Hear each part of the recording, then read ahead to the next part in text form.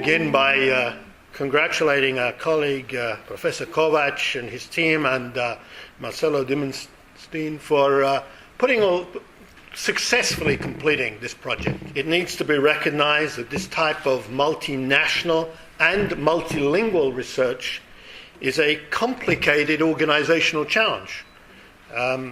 In addition, anyone who's tried to survey respondents in small Central Eastern European communities knows how difficult it is to get cooperation, confidence, and usable responses from the community.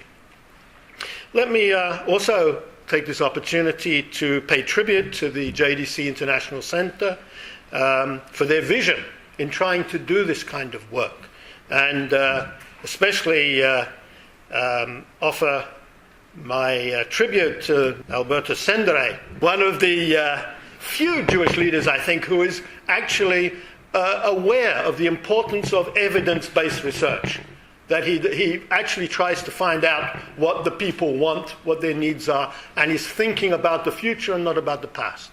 We need to focus perhaps on the general trends that guide future policies.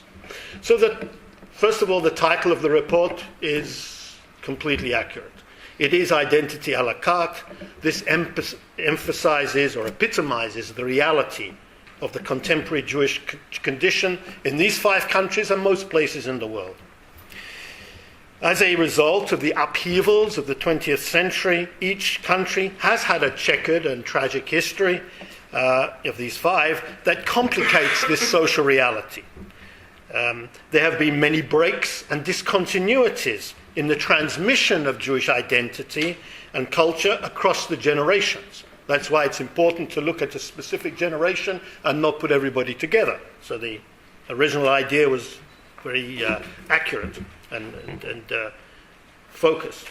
In addition, each community, it has to be admitted, is a mere shadow of what it was in the past, both numerically and organizationally. Nevertheless, the ability of the Jews collectively to adapt to the new political realities of Eastern Central Europe and to take advantages of the opportunities offered by their newfound liberty in a free market and society emerges quite clearly. For many people, Jewish identity, or their identification with Judaism's Jewishness, however you define it, is in a consumerist society and in a free society, it's individual. It can be a resource. It can be used when necessary. The whole question of the paradox of the 21st century may be the power of weak links. That it's the difference between steel and rubber. You know, the certain identities will be challenged by certain historical events and they will shatter.